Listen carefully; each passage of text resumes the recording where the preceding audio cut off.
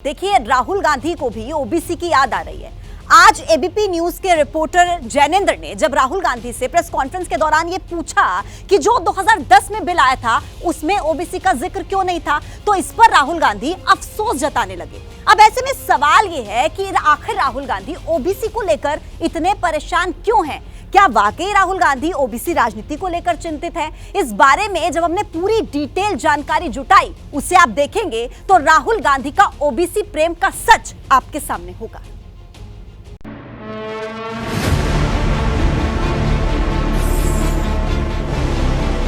श्री नरेंद्र मोदी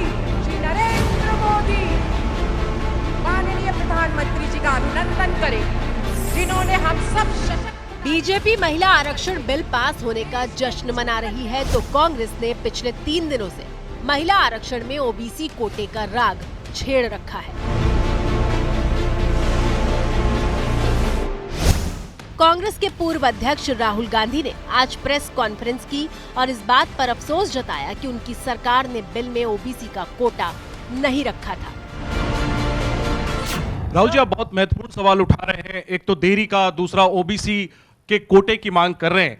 सवाल यह है कि 2010 में जब यूपीए के समय में बिल आया था, तब अगर यही कोटा जो आज कांग्रेस मांग कर रही है अगर दे दिया होता तो ये कानून शायद 10 साल पहले बन जाता। तो ये जो आपसे सवाल पूछा जा रहा है कि आज आप कोटे की बात कर रहे हैं ओबीसी की, क्योंकि आप विपक्ष में हैं। जब सत्ता पक्ष में आप बिल लेकर आए थे उस समय ओबीसी कोटा क्यों नहीं था, और क्या इसका आपको रिग्रेट है, अफसोस है कि उस समय ओबीसी कोटा नहीं दिया कांग्रेस ने? 100% रिग्रेट है, 100% रिग्रेट है। वो उस टाइम कर देना था और इसको हम करके ही छोड़ेंगे।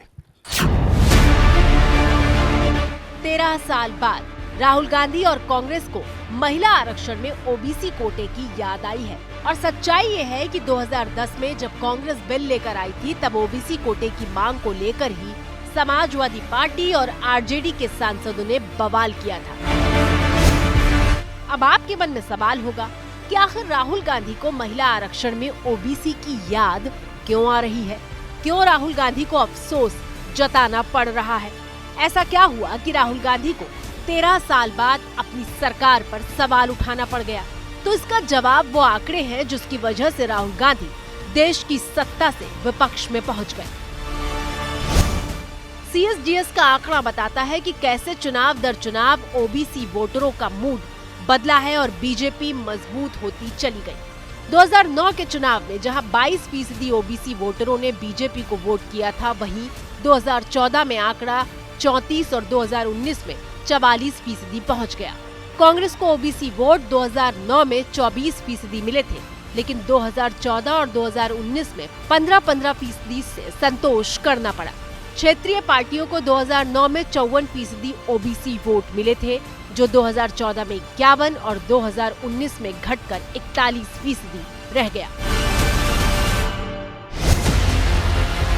मतलब ये कि ओबीसी वोट बैंक पर मोदी और बीजेपी ने मजबूत पकड़ बना ली, और आज भी जब ओबीसी जाति का जिक्र आता है तो बीजेपी मोदी और मोदी के मंत्रियों की लिस्ट आगे कर देती है।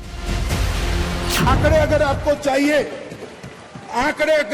चाहिए तो मैं बता देता हूं, सुनने के लिए आप बैठे नहीं हो। भारतीय जनता पार्टी के सांसद में 29%, 85 सांसद ओबीसी कैटेगरी के हैं। कंपैरिजन करना है तो आ जाइए। और मान्यवर मंत्री भी 29 ओबीसी कैटेगरी के।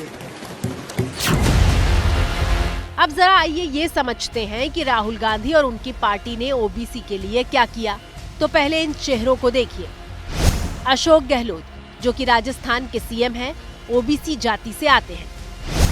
भूपेश बघेल, जो कि छत्तीसगढ़ के सीएम हैं, वो भी ओबीसी जाति से आते हैं। मध्य प्रदेश में कमलनाथ, जो कि प्रदेश अध्यक्ष हैं, वो सवर्ण जाति से आते हैं।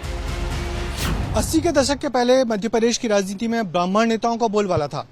80 के बाद कांग्रेस में पहले अर्जुन सिंह और फिर दिग्विजय सिंह के चलते ठाकुर नेताओं का जलवा बरकरार रहा, मगर बीजेपी ने इसकी काट के लिए ओबीसी नेताओं को आगे बढ़ाया। पहले उमा भारती, फिर बाबूलाल गौर और अब शिवराज सिंह को मुख्यमंत्री बनाकर पिछड़े वोटों पर पकड़ मजबूत की।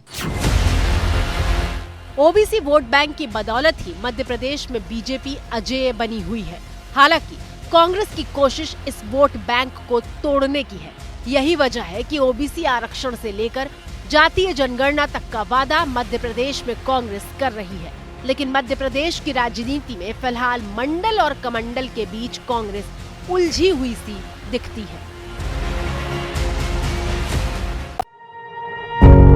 पत्रकारिता कोई इमोशन नहीं है, ना अपना कोई ज्ञान देना है और ना कोई विचार थोपना है। पत्रकारिता क्या है?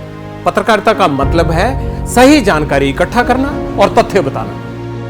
पत्रकारिता आज जितने महत्वपूर्ण दौर में है, शायद पहले नहीं थी। इस दौर से निकलने के लिए सिर्फ सच दिखाने की जरूरत है, वो सच जो आपके हित को आगे रखे। इसलिए अब रात 9 बजे प्राइम टाइम नहीं होगा, ये आपका टाइम है।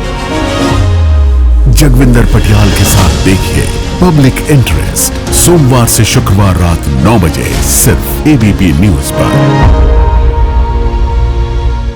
एबीपी न्यूज आपको रखे आगे।